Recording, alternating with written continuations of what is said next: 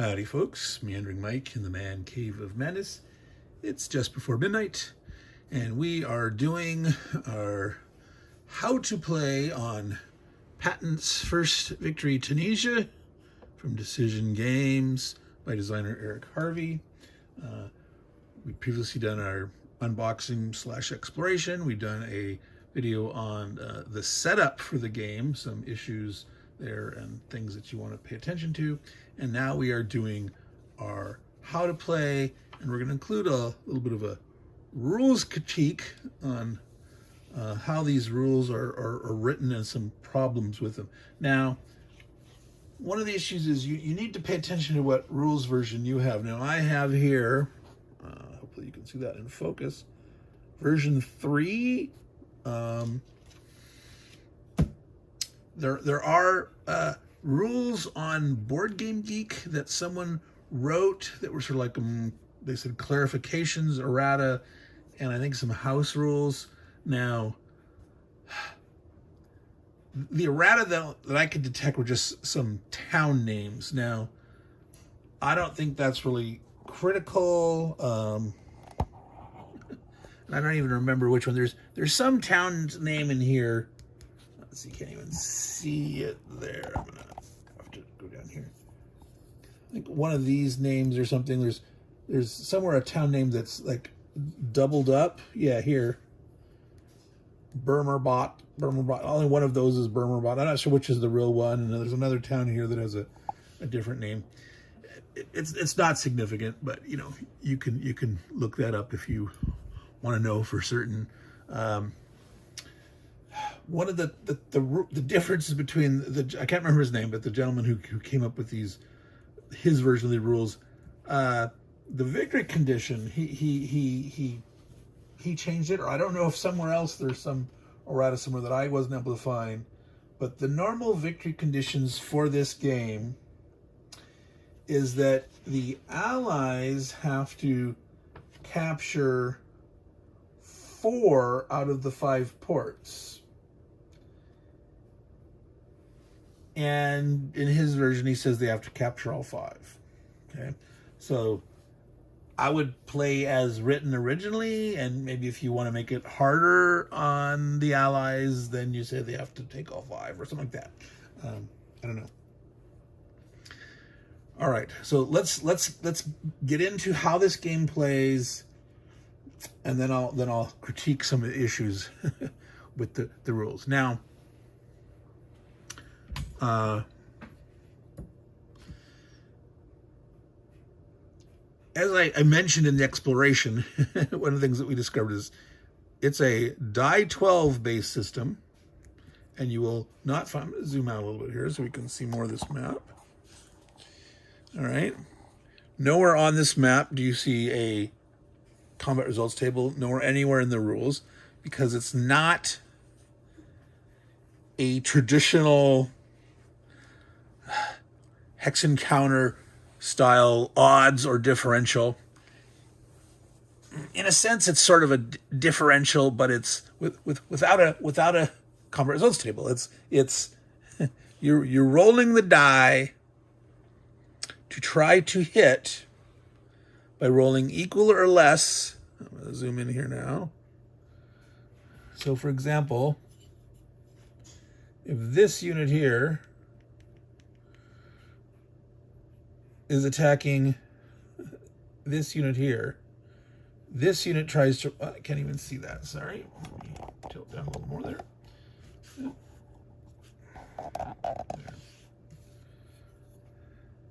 You're trying to roll the die 12 equal or less than your attack rating. And if you succeed in doing that, the enemy is going to take a hit. That's going to be, they're going to be reduced 1 step. They're going to flip over. If already flipped over, a ground unit turns into a battle group. Battle groups are generic 2/2 units, and if this takes a hit, it's gone because it doesn't have anything on the back. All right, whereas like this unit here is currently full strength. it would flip over to a 2-3, and then if it was taken out, it would be replaced by one of these battle groups, because that's an Italian. Okay. Now, when the attacker attacks, whether he hits or not, the defender gets to roll, trying to roll equal or less than their attack rating to see if they do a damage back to the attacker. Now, that sounds simple enough. However, you have the complications of supporting assets, which are like this here, artillery, or air units that can support. Another kind of asset is over here, generals, like there's Rommel. Okay, so the support assets have their value in parenthesis with a minus number, which makes your die roll lower, which makes it easier for you to roll equal or less. Okay, so unlike most traditional kind of games, very frequently you want to roll high. The higher the number, the better. Bonuses are like a plus on the die roll, DRM, die roll modifiers. Some games use odds with odd shifts, some with bonuses, some use, doubling of values for terrain. In this game, the modifiers for the support assets are rolling as a minus on the die roll when you try to hit. Now, terrain, look over here on the side. I'm going to zoom back out. These various kind of terrain have a plus modifier. The plus modifier is added to the die roll when an attacker is attacking a unit in that type of hex or across that type of hex side. Bridge being +1, river is +2, the biggie, fort hex side +6. So now I'm going to move this camera here a little bit. Right here, that is Meath. This is the Meath line. If you're attacking across, so these British, if they take their turn, come up here and try to attack across this, that was a +6. +6 on the die roll. So when the attacker is trying to roll equal or less than their value, so let's look over here again. I'm starting with the nuts and bolts, nitty gritty of the combat, so that you right away see what's very different about this system using the die 12 and this combat system. And then we're going to go through in the sequence of play order how things work. And there's going to lie my critique, in that the sequence of play is written poorly, and I'll explain why. But so this guy here, if he moved up to attack, he's got a 7 strength. 7, wow, that's pretty strong, right? Rolling a die 12, 7 or less, that's pretty good. 7 out of 12 chances. However, against that line, you're adding 6. Wow, if you roll a 2 or higher, you're an 8, you're missing. Now, if you roll a 1, you always hit. If you roll a 12, you always miss. So a little 4 strength guy or a 3 strength guy attacking, adding 6, is still going to hit on a 1. So this Meath line, any unit unsupported by support assets are only going to be able to hit on a 1 in 12 chance. Okay, that's like 8.5%. Piss poor odds, yeah. Okay. Now the support assets, though, make it easier. So if you were attacking with Montgomery, say, and this artillery, because you can have 2 non-air support assets in a hex that can add in, you'll get to subtract 3 from your die roll. So this guy here with a 7, subtracting 3 from the roll across the merit line, adding 6. Okay, so we'd be net adding only 3, and so 1, 2, 3, 4 would hit. Adding 3 would be up to 7, 7 or less, and then 5 or greater would miss. So this guy, 4 out of 12 is 1/3 chance. So this armored unit with Monty, and that could hit 1/3 of the time. Yeah, it's not too bad. Now, what about, you're saying, what about the support assets here? There's a Italian general. There's some Italian Marines that are as a support asset, not a normal combat unit. These on defense do not affect the attacker's roll. They affect the counterattack, the shoot back, the chance for the defender to damage the attacker. Okay.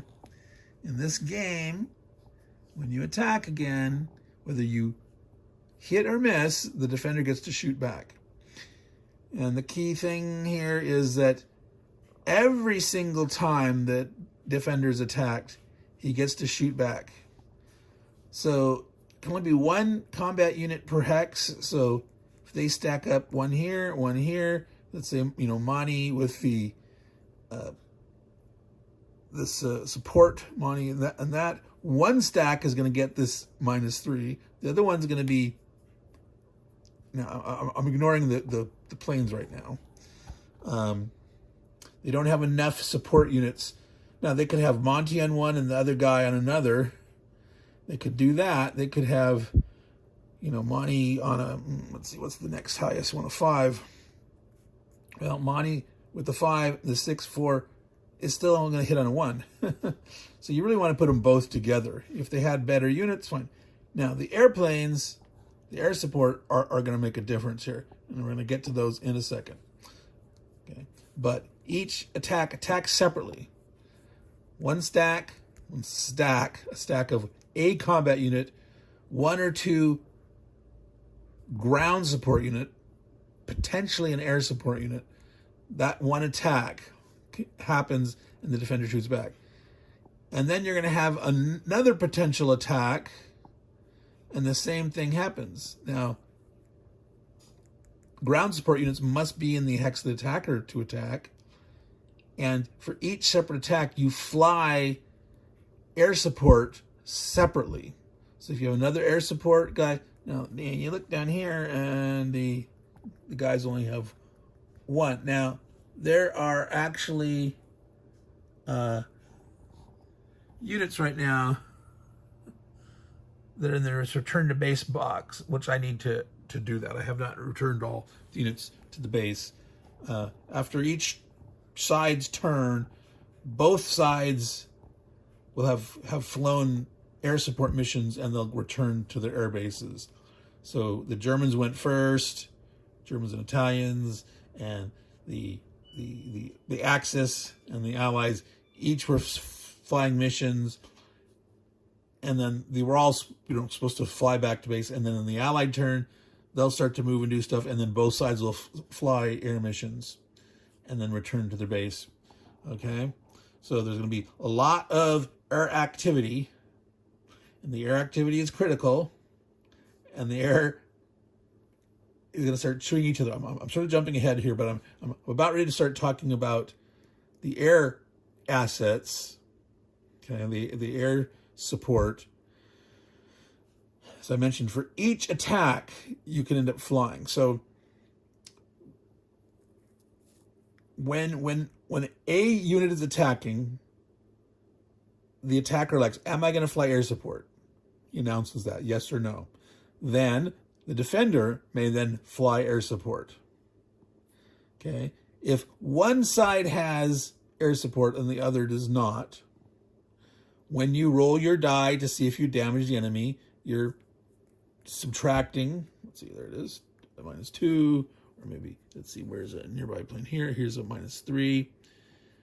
Now, these ranges are very high. They basically cover this entire map.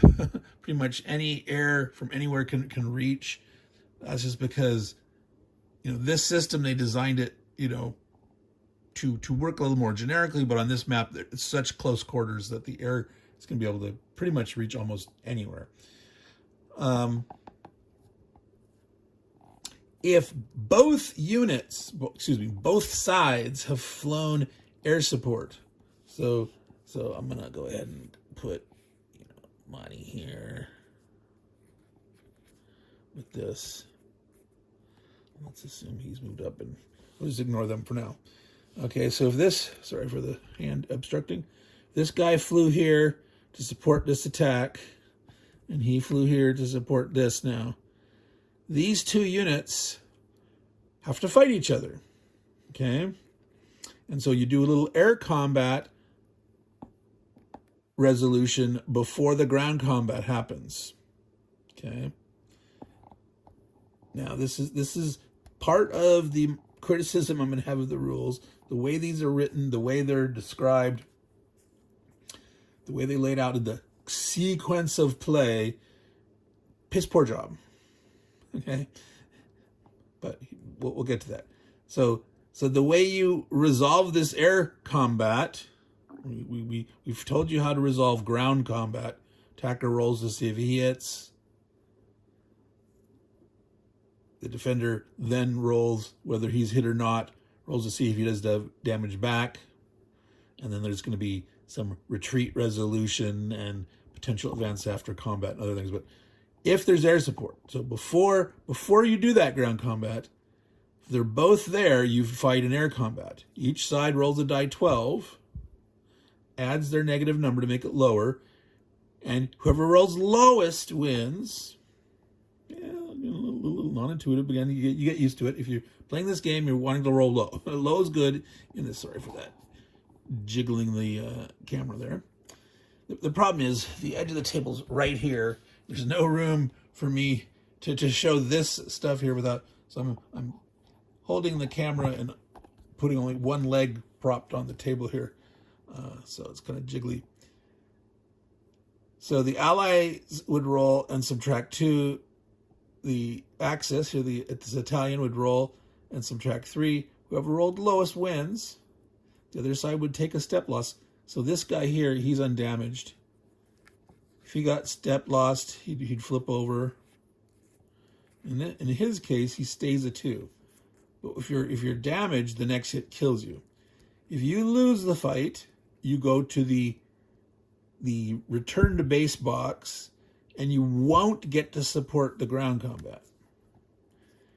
Now, this guy got damaged in the first turn. If he gets hit, it's going to be gone. He already flipped once.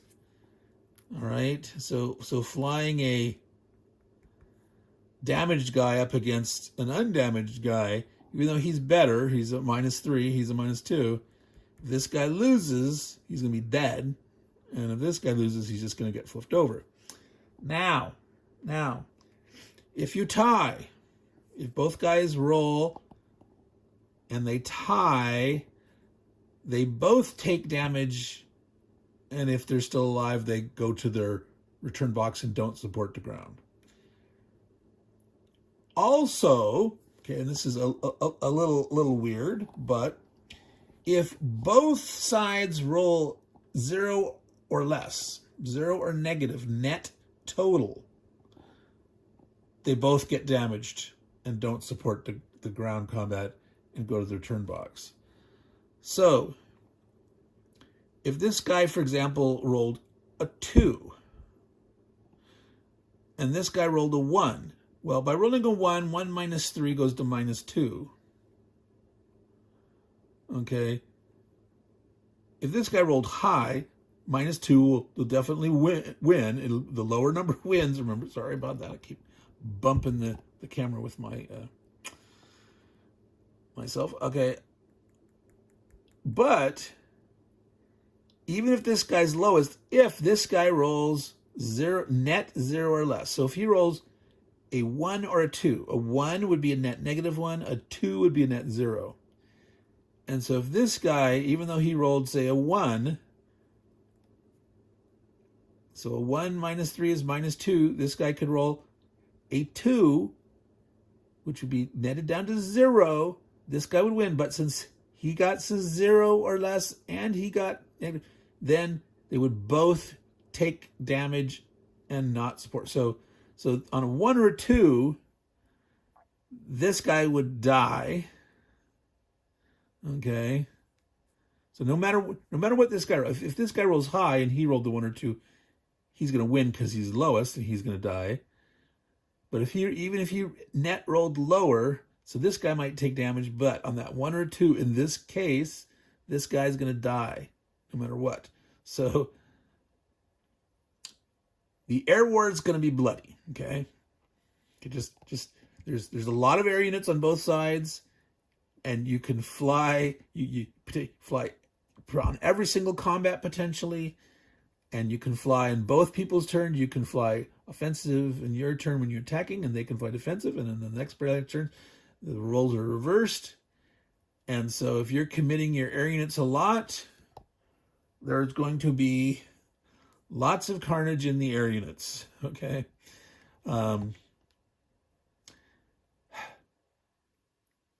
So that is what it is. Each side, if they're both supporting with air, you have to have air combat before the ground combat resolved. You roll the die, you add your negative number. The lowest roll wins. The losing guy takes a damage. However, if their net values are tied or both net values are 0 or negative, both sides take damage. And if you're taking damage and you're still alive, you go to the return to the base box. And in those cases, you don't support the ground combat. If there's a units left, whether it's attacker or defender, you apply that bonus in the time. So let's say this guy gets lucky, he rolls bad, he gets killed, he's still alive. We now have a 7. We have 2. 7, 2, and 2, and 1. I'll tilt it more so you can see it. So subtracting 5 from the die roll, but there's still this darn marathon fort. Adding 6 would be a net only +1. And so 1 through 6 could hit. 50-50 chance on a die 12. 1 through 6 will hit. 7 through 12 will miss. And if he gets a hit in here, the guy could take a loss of a support asset, a ground support asset. You can never take a ground combat loss on an air unit. You only, if there's a air unit in an air base getting attacked by the ground and the other side's hit, the air unit's just eliminated. Okay. They don't have a rule for trying to fly away in time. If you're hit, you're dead. If you're not hit, you're not dead. But he'd have an option to reduce the ground unit, eliminate the general, or eliminate the ground support asset. I'm going to recommend that in most cases, you're going to want to take your hit on your ground guys. These have no reverse side. There are replacements, but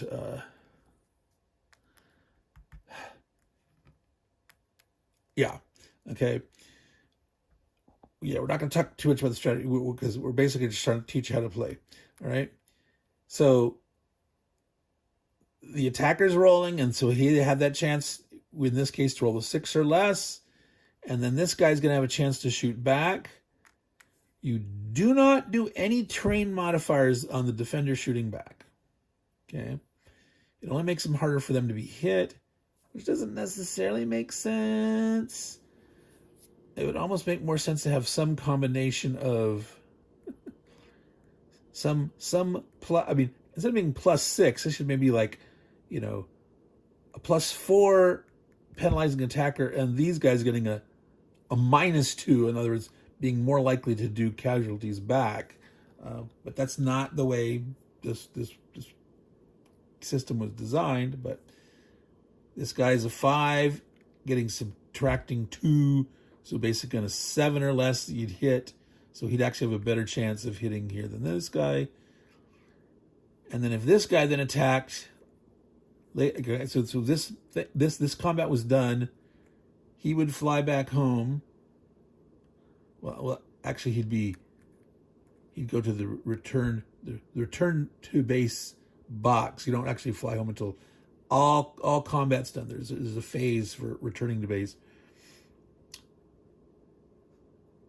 This guy, then it's another attack being declared. You fly more missions. Now, this guy's dead. He'd be off the map. This guy is returned to the box. We'd have potentially other units flying in from elsewhere. There's, near some allied guy, if they could reach, could fly down here to support the attack. And the Germans could fly a guy over in defense. So let's say, this is, because that's a +6, you're going to need at least a -3 or better air unit to improve your odds. Okay, with this guy being a 5, if you had a -3 versus the 6, and that 3, a 1 or a 2 could hit, whereas a 1's always going to hit. And so, can't remember if the Allies have any 3s. They do. So, like, there could be an American air unit coming in to support them. Now, there's no limitations in the rules about nationalities being able to support each other or not. So, British Air versus American Air, there's no limitations on that. Now, you could, the rules could have had that, but there's not in the system as written.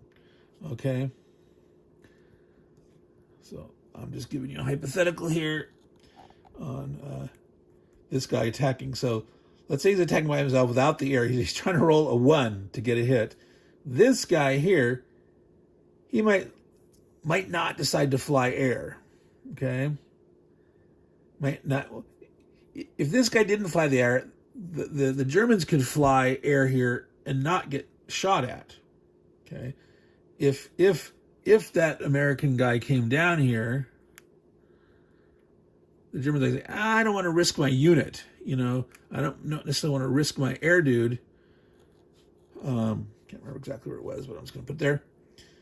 And so you might say, hey, look, I already got a 5 with -2. Rolling a 7 or less, it's greater than 50-50 chance. This guy here with this -3 versus the +6, net +3 is going to hit on a 1 or 2. So he's got a 1/6 chance of hitting. I'm going to have more than I have a 7/12 chance of hitting back. So let's say he doesn't fly the air. He's going to save it for somewhere else. And so this guy could try to roll. It's 1 or 2. But if he did fly, again, we do another battle. So there's another air combat happening here before this ground is done. These two guys would both roll, each subtracting 3. And if whoever rolls the lowest wins, the other guy takes damage. If they're both tied, no matter what the roll is, if you both roll, say a 10 minus 3 is 7, they both rolled 7, they're going to shoot each other, in this case, kill each other. These are both damaged. Or if they roll 1, 2s, or 3s, the net is going to be whichever it is, 1, 2, or 3, 1, 2, or 3, or doesn't matter which one rolled net lower, they're both going to be negative or 0 or less, and they'll both get damaged. In this case, they'll both get killed because they're on the reduced side. So, again, air combat, very bloody. Okay? Someone's always taking a loss in air combat. Unlike ground combat, both sides could miss. In air, someone or both of them are always taking a hit. Okay? This game, there's 13 turns in this game. And if you keep flying and you keep opposing, there's not going to be much left. Okay? Okay, there are replacements, like I said, but is there air replacements? I'm going to have to double check that. Now, I'm gonna Now, sort of reset and start. We've talked about the gist of the mechanics of how this D12 system works and how each unit fires a chance to hit. Another guy fires back, and it's simultaneous between attack. Doesn't matter if the attacker hits or not, the defender's going to get a chance to shoot. So even if this guy had just one reduced strength unit, if you're attacking a single reduced strength unit and the attacker hits, the defender still gets a chance to shoot first. That's considered simultaneously in the resolution of that. Okay? But air support, mutual air support on both sides, you must resolve air combat first. And then depending on the results of that, whoever's left over can support either the attacker or the defender or neither. There'll never be the case where both sides will have air support. Because someone is always taking a hit, and if you take a hit, you're either dead because you're already reduced, or you're going into the return to base box, which is up there. I'm pointing up there. All right. Now, let me stop this and then get the rulebook out. All right, so here's the rulebook. There's the combat pieces. We've been looking at them, but just to go over it again, the number on the left is the combat factor, movement factor. For support units, in parentheses, negative number. Negative number is good. For support, you're trying to reduce the die roll. Whereas a combat unit, the higher the number, the better, because you're trying to roll that number or less. Okay? Now I'm going to flip to the...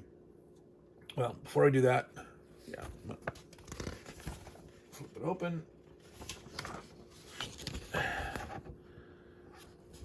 Before we get to sequence play, we mentioned stacking. You can have one ground unit per hex. You can have up to 2 non-air support units. You can have 1 air support unit stationed per airfield. Man, we're looking out over here. We see, airfields. Okay, so you can only have 1 per. And when you fly to go support, you can only fly with 1 at a time. So there could be 1 air and potentially 2 ground support and 1 combat unit in each hex. That's the stacking limit. While you're moving, while you're flying, your air support, you can fly over other fields. And while you're moving on the map, you can move over other full stacks. Doesn't matter. It's when you end, you have to respect the stacking limit. All right. So, turn sequence. All right, let's see here if we can see that. This is kind of I'm going to zoom in and look here. Unfortunately, is it? All right, let me look here in the front. All right. Now, see, they don't have these rules section here that go into more detail. They do not have a spelled out turn sequence in sort of outline form. All right, which is another problem. They should. So they have here the phase 1, 2, 3, 4, 5 through 8 phases. Now, I cannot explain this without also critiquing at the same time. This is very poorly designed because these phases are not all siblings of each other, okay? Some of these things that they're calling phases should be either called subphases or segments or steps under a particular other phase, okay?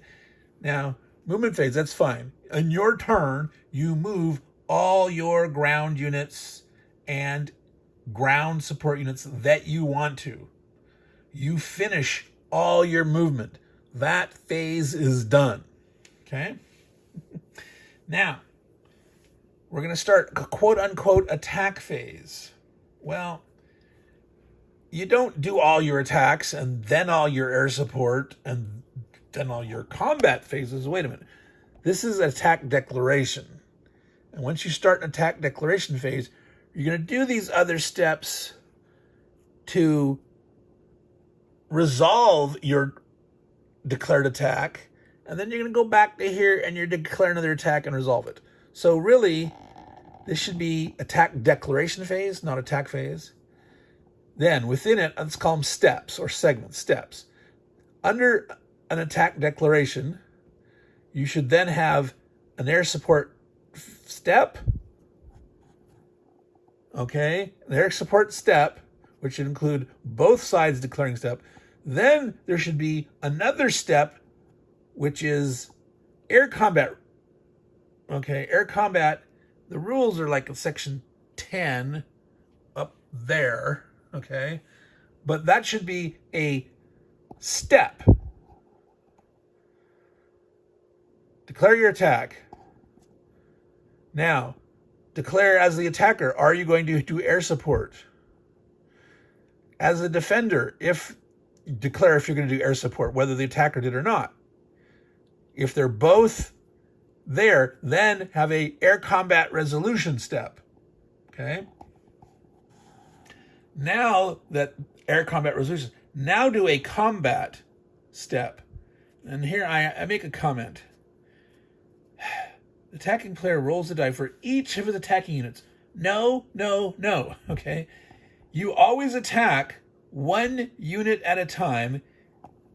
When you declare, it's one unit and one ground combat unit and the support units in that hex attacking one defending hex. It's always one at a time, and you must resolve it completely before you get the chance to declare another one. It can be against the same hex. Like we're talking about here, attacking this twice. Once with this guy, once with this guy. I'm going to move him out of the way. All right.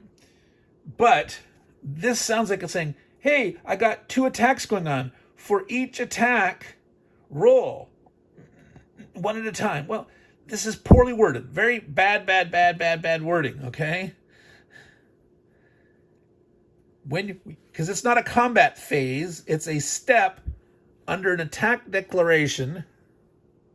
I really need this to be at about there, some mid-level zoom. All right. So we're declaring an attack, the first attack on the Meredith line there. Okay, and we did our air support. Both guys flew, and then we resolved our combat, and we said one guy died, the other didn't, and then we resolve our combat, and then the next guy flew up, and then the next attack is going to declare another attack, and then you declare more air support or not, and you resolve that air combat if both guys flew, and then you resolve this combat phase. Okay, now. When you're resolving the combat phase, we talk about the attacker's going to roll to see if he hits. The defender's going to roll to see if he hits. You're going to apply losses. And there can be retreats and advance after combat. We didn't discuss that yet, okay? All right. If the hex is vacated because the defender retreats or is eliminated, the attacker may advance. Okay. How do you determine if the retreat happens or not? All right, let me again, it's not here. Retreating. Okay.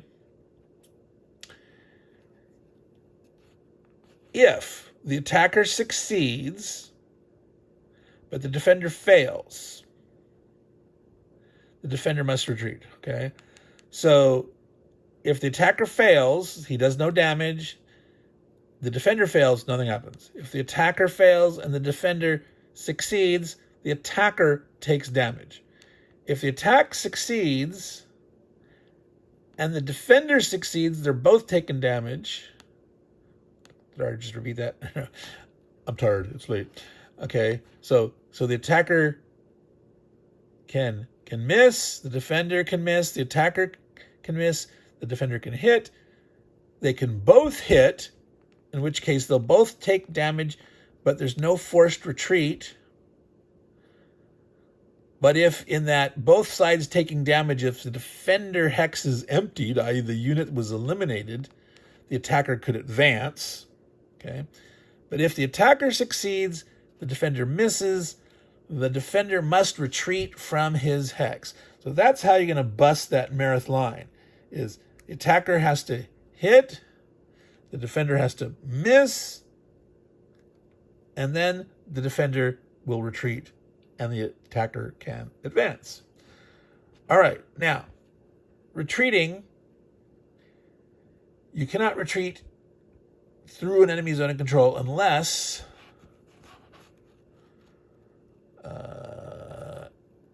it's 2x's retreat.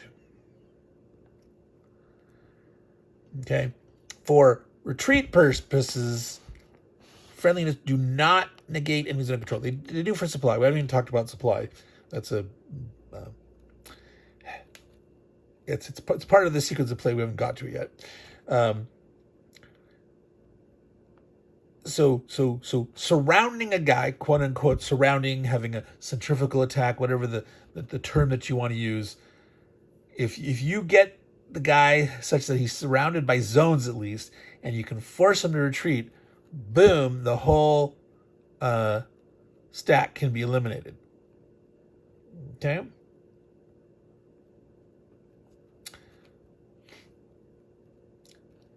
So, repeating that, to force a retreat by the defender, the attacker must succeed and the defender must miss. And then they'll have to retreat. Okay? Now they're going to have to take a loss, okay? But a full strength ground unit, one loss flips them over. The second loss puts the battle group out there, and then it takes a third loss to eliminate it. So it's got a little staying power, plus you've got those, potentially you can decide to eliminate support assets instead. Now, normally you don't want to do that, but at some point you might decide to lose a support asset instead of taking a loss. But regardless, if you're taking damage but you're not eliminated, if you took damage from the attacker and you failed to hit back, you will have to retreat. Okay? Now, I want to go back to this sequence of play, because we were working our way through on how the way that it's phrased, that these are not phases. They shouldn't be called phases, okay? They are not siblings, okay? The movement phase is fine. You move all your units. Again, I'm having problems with the sides, and then I got some glare.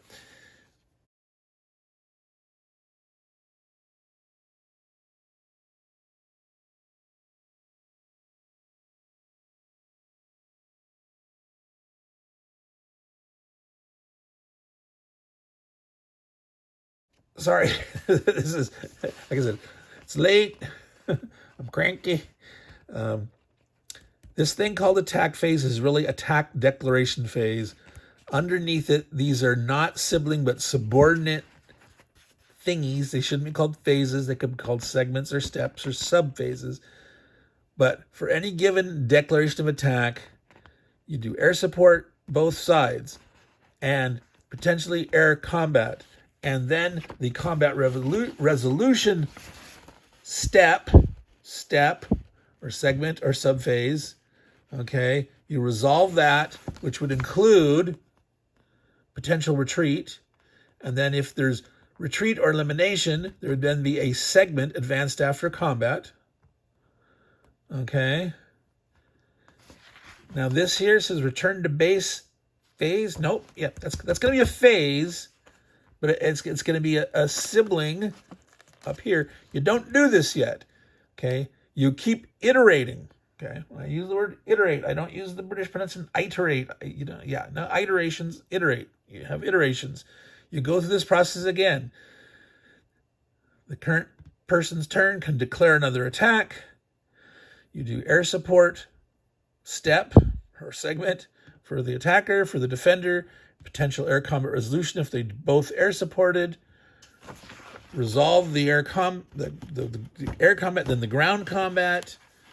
There may be retreat or not, and then advance after combat if there was retreat, or hex, elimination, emptying the hex, and you keep doing that until the attacker's done. Each unit may not attack more than once in a turn, but you don't have to attack with everything.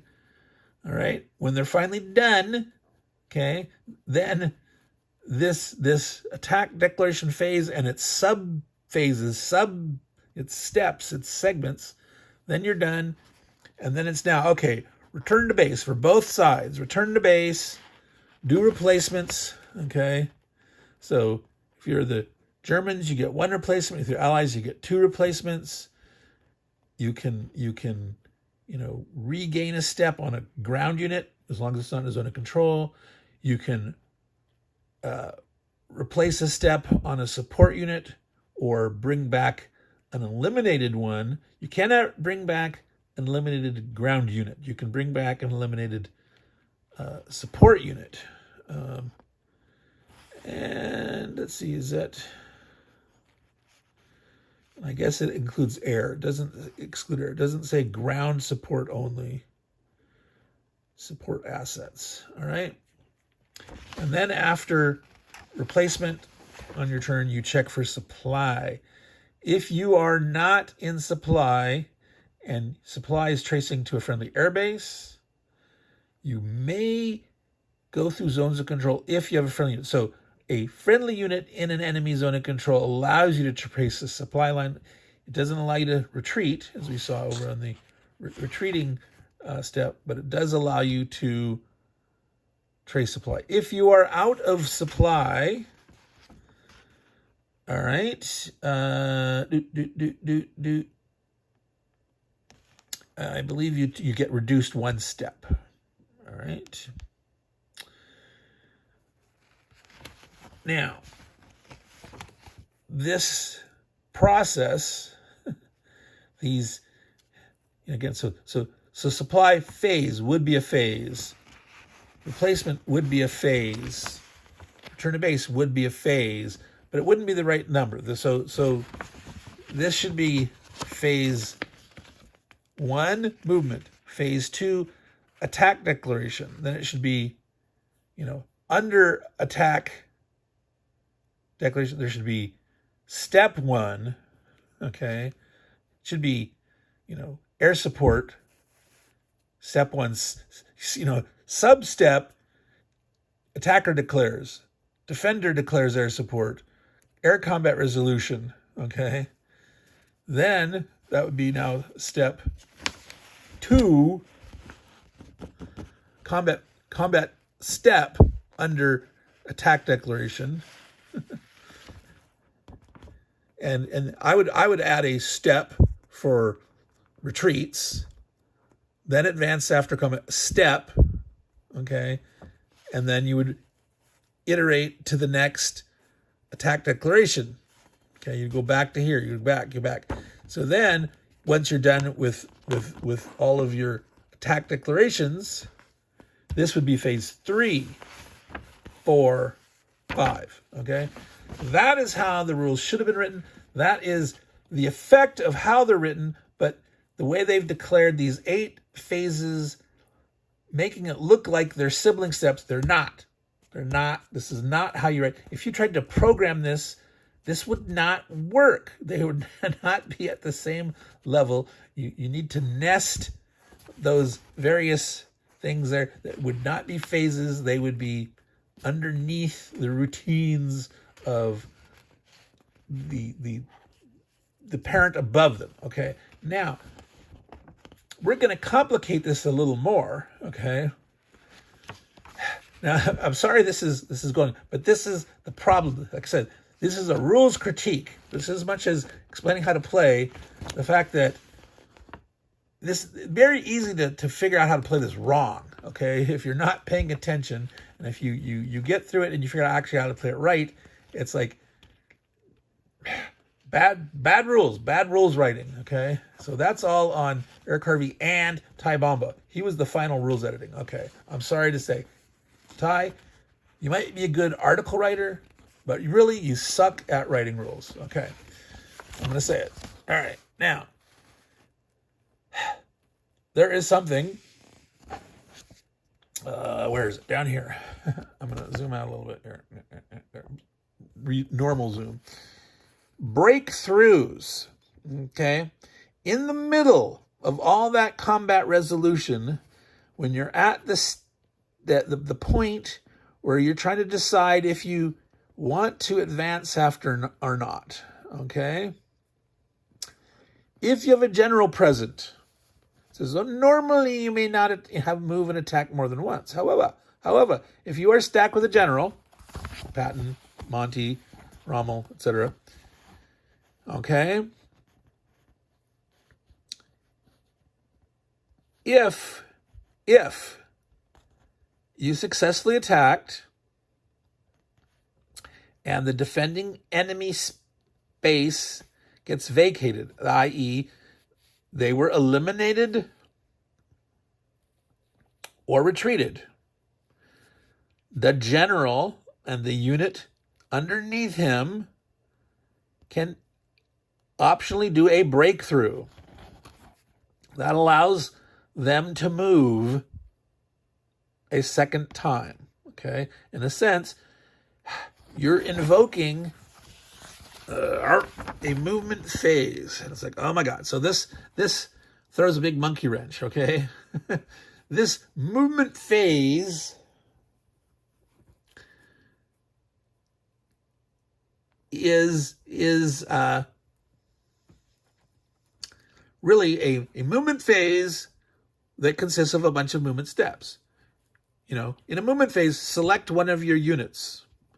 Move that unit according to the rules of movement. Are you done? Select the next unit. Move it. Move it. You move one unit or one stack at a time. You move. Okay. So underneath this movement phase, you really have a movement step and you have a movement allowance. And there's things like we haven't talked about. Like when you enter a zone of control, you must stop. Okay. That's a zone of control rule in this game. Okay. If you start in a zone of control, you may actually move zone to zone, one hex, and then stop. They call it oozing. They don't call it here, but that's generally called oozing, where you can permeate from zone to zone. Now, in this game, if you do not have enough movement allowance to enter the movement cost of the hex, you can still move one. If you haven't moved, if you know you're next to a terrain that costs those mountains cost 5, okay. I'm not going to go over and show the map right now, but mountains move 5. A lot of these units, in fact, almost all of them have movement allowances of 3 or 4.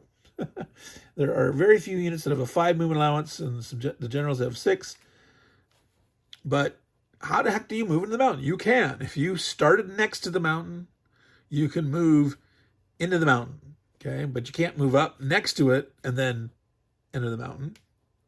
But you can always move at least one hex, and you can go zone to zone. Okay, so in movement phase, there's a notion of really you're iterating through a movement step. Each unit can move. You don't have to move it. You don't have to move your full allowance, but there's all those rules. Now,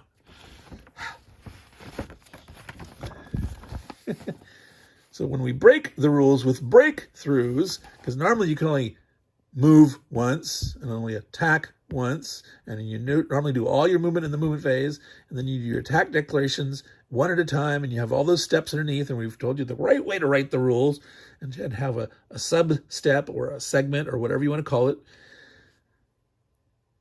Special case, when you've attacked and you have a general and the enemy is retreated or eliminated, that unit with the general may get a bonus breakthrough movement phase, movement step in this case. So there'd be a breakthrough step or substep in the when we're talking about advancing after combat, okay, where you have the option to advance after combat, whether you do or not.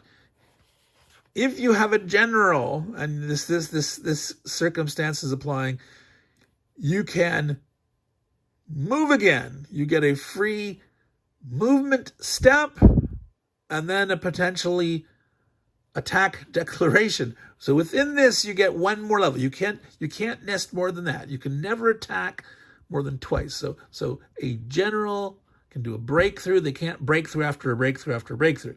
Okay, there's a stop on that. There's a limit, but this exception is. But this is something that you could program. Like I'm saying, you can do this.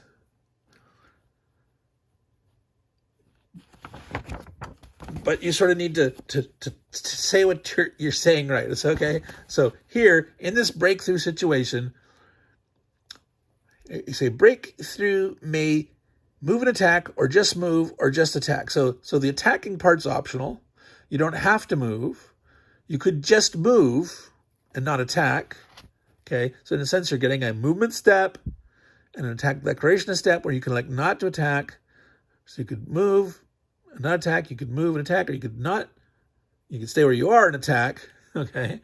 And you may have advance after combat before moving, okay? So you can elect to advance after combat or not, and then decide, what am I doing with my breakthrough, okay? Plain as mud, right? All totally clear, right? It makes sense once it makes sense.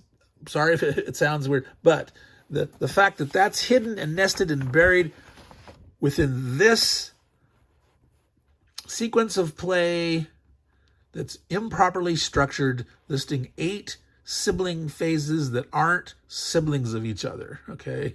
Some of them are, but between air support, through advance after combat, and that breakthrough that's way over there in Rule 15, that's all underneath this. They're nested underneath there with the potential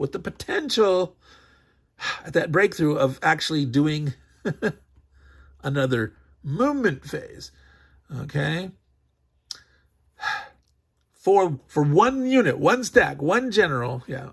Okay. So it's like a movement step. All right. So plain as mud, really clear, right? Okay. So is there anything else? That's basically how to play the game. Okay, there's we mentioned the victory conditions. The allies are trying to. I'm gonna refocus on the map here. They're trying to take the ports. There's a port here. There's 1, 2, 3, 4, 5. Rules as in the box. Version 3, taking 4 out of 5. The gentleman who wrote his house rules with his corrections and errata, he says 5. I would play with 4, unless you find it way too easy for the allies to win. Then you can make it 5. All right. Okay. Return to base. Basically, you can go back to any air base. Doesn't matter where you flew from. You can go back to any of your open air bases. Okay. Okay, there's the turn record track.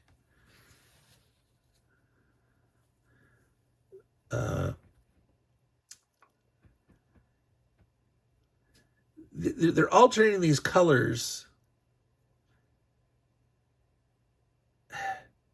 That doesn't mean anything. They just alternate. I mean, turn 1, you're going to have, so we've got a game turn marker here, and you've got 2 sides, right? That's the Africa Corps little palm tree, and there's the Allied side. You do the the Axis first. They start the game. They have the initiative. Okay, they're doing the first turn. Then the Allies get a turn. That's turn 1. Then turn 2, Axis, Allies, etc. So there's 13 turns. So I don't know why they really alternated the colors there. It almost looks like, well, is that the Americans, the Allies, and that's the... No, it's not. Yeah. Now, I talked about in the setup video, and I'm going to mention real quick, that the American Second Army is set up on the map at these symbols, and they've got that matching symbol there. You eventually have Patton come on. Patton can come on turn 1, 2, or 3. He will always come on turn 3 if he hasn't come on turn 1, 2. That's the 2 stars here saying that these are the turns. And you roll at the end of the Allied turn. So the Axis are going to get to go. Then the Allies are going to go. And for every unit, ground unit in Tunisia of the Second Army, you roll the die, and if you roll that number or less, Patton shows up. Okay? So if, like right now it's the Allies' turn, if they push more units, into like this unit could move zone to zone. Can't see that. This unit potentially could move zone to zone, like down to here. And you could, there's zone here. This guy could move zone to here. And this guy could move up to here. And these guys could move up to here. And then maybe you have the Brits, maybe they, and then you've got the, maybe the French are going to go up the coast and he's going to go here like this. Okay. So maybe they're trying to break the line here, and they're pushing more units here. They're taking a risk, trying to have more units in Tunisia so if they survive 1, 2, 3, 4, 5 guys on a 5 or less, that's still it's not even 50% chance to get Patton to come in early. And when Patton comes in, all these Second Army guys get upgraded. Okay. But doing this is potentially risky, because like now this guy is surrounded by zones. This guy here is also, he's surrounded himself. So if on the Axis term they make this guy, say this guy comes around here, they attack this guy or this guy. If they have to retreat, friendly, like you can't retreat through this hex. If they're surrounded by zones and you have to retreat, you die. Okay, so penetrating like this, oozing forward, is risky. And right now, the Germans really have the tempo. They have a lot of strong units around here. This guy's already cut off. They got these strong armors. Now, the advantage here, like penetrating here, is, let's say they're going to try to attack this guy. They might throw everything at this guy here, and if they could get lucky, there's this British unit here, and cutting this guy off. Well, let's see, he was here, but it still doesn't matter. He can't retreat here. All right, so it's kind of a gutsy move, but now this terrain here is the hills, which is +2, and they don't have any support, ground support. My arm keeps catching the map. I'm talking about tactics. I really shouldn't be at this point because yeah, this is just a strict how to play. This wasn't decided not to play a turn, but talking through the implications of how you do execute the turn and why you do certain thing helps solidify knowing how to play. Okay, and we were talking about the disposition of the second army units and the chance. So by oozing forward, getting more in here, the odds of Patton coming in early. But by the alternate token, where I can't remember exactly where these guys all were, but I know he was here and they were around here somewhere. You know, they could try to escape instead. Okay, they could let's back up or risk maybe write this guy off or something. But you know, these guys could have decided to, you know, he might come back here. This guy might have moved forward to here. This guy might have oozed up to here. This guy might have come this way. I can't remember where they started, but basically ooze them out so that no one's surrounded. This guy's sort of dead, and maybe only have 3 units here. Okay, so there'd be a 3 out of 12 chance, a 1 in 4 chance that at the end of that first turn that Pat would come in early. But made avoid the, you know, they're sort of ambushed. They were here, they got hit, they had lost, you know, some units on the first turn. They lost a whole unit there, and their general, it's only a 0. And they took some, you know, that took a step loss.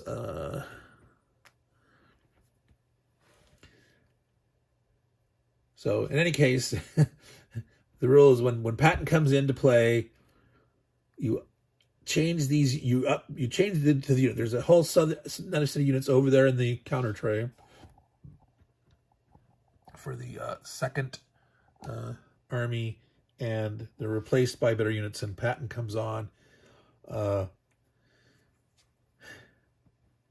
If they're coming on in places where, yeah, it says you might want to retreat, you might want to ooze forward. Who knows? It depends on your situation. Okay, so have I covered everything? The only other thing I think that I haven't covered is Rommel being recalled. The last 3 turns, there's a chance that Rommel will leave early. It depends on how many port hexes have been taken already. Obviously, if all the port hexes required for your victory, again, whether you're paying 4 or 5, you know, it's already over when that happens. But so if there's just 1 or 2 or 3 that have been taken, there's that chance that Rommel will be recalled early. And the odds increases by 1 if Meredith has fallen.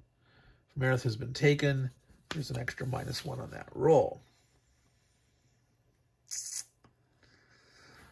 All right, so Meandering Mike. Man, this is way, way, way longer. I'm tempted to shoot it again, but no, I'm not. It's done. I've got it. Put that together. So, sorry for the long rant. Patton's first victory, Tunisia, 1943. Now, this system is unique in that I don't know of any other die 12 based non-combat results table. It's the system feels to me more like kind of like a more tactical level game where units are, you know, rolling to hit against each other. You don't combine to attack. You're attacking one at a time. The advantage of, you know, you can hit a unit more than once, but once at a time, and the defender gets to shoot back each time. So it really doesn't really feel to me to fit very well this scale of operation here. So I'm not doing a review and critique as the game as a whole, but I really tore into the rules as written here. This sequence of play, the way it's written, and the way they say things, like each of his attacking units, that makes it sound like you can attack with more than 1 unit. at a time, but you can't.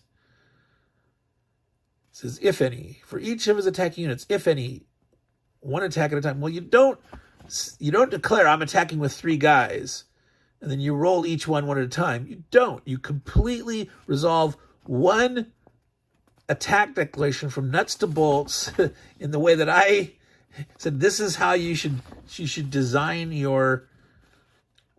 And I have experience writing rules and technical writing and expository writing, and I'm a programmer by trade, and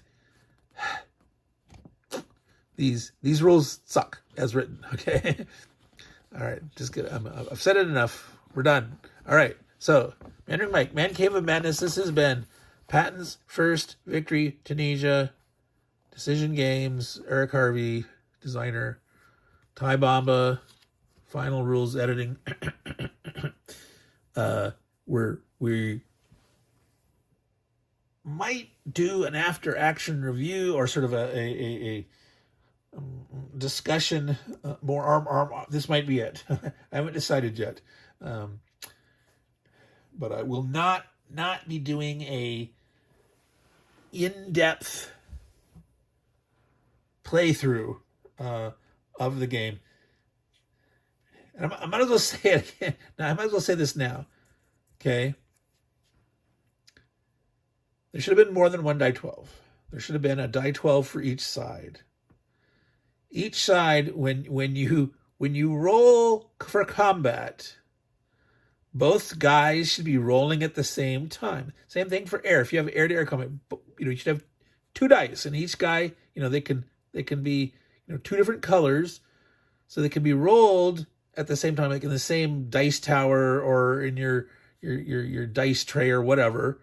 If you're playing solitaire, you can just roll both dice at the same time, but different colors. Whose is who, and then see the results. Okay, if you roll both dice at the same time, roll both dice at the same time, saves time, right? So here you roll, now you roll. And then now you roll, and then now you roll. No, 2 dice. Should have it 2 dice. Okay.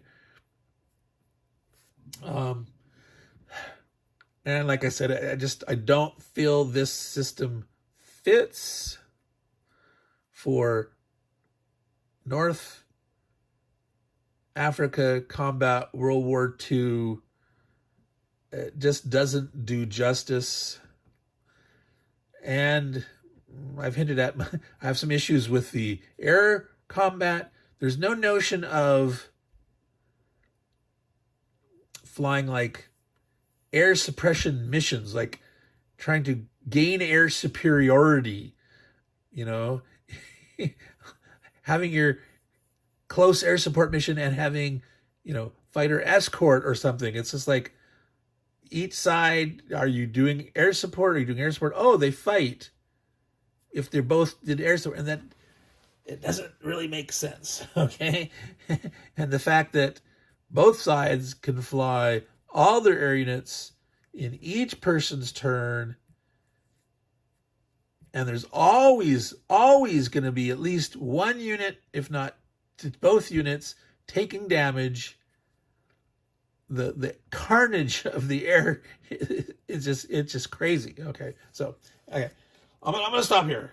Way over rambled, and I've turned this into, more than just how to play and rules critique. So maybe I'll cut that out. Maybe I won't. Maybe I'm done with it. All right. Meandering Mike, Man Cave of Madness. As I keep saying, there it is. Patton's first victory. Take care of your games, folks. They'll take care of you. And yeah. Ciao, y'all.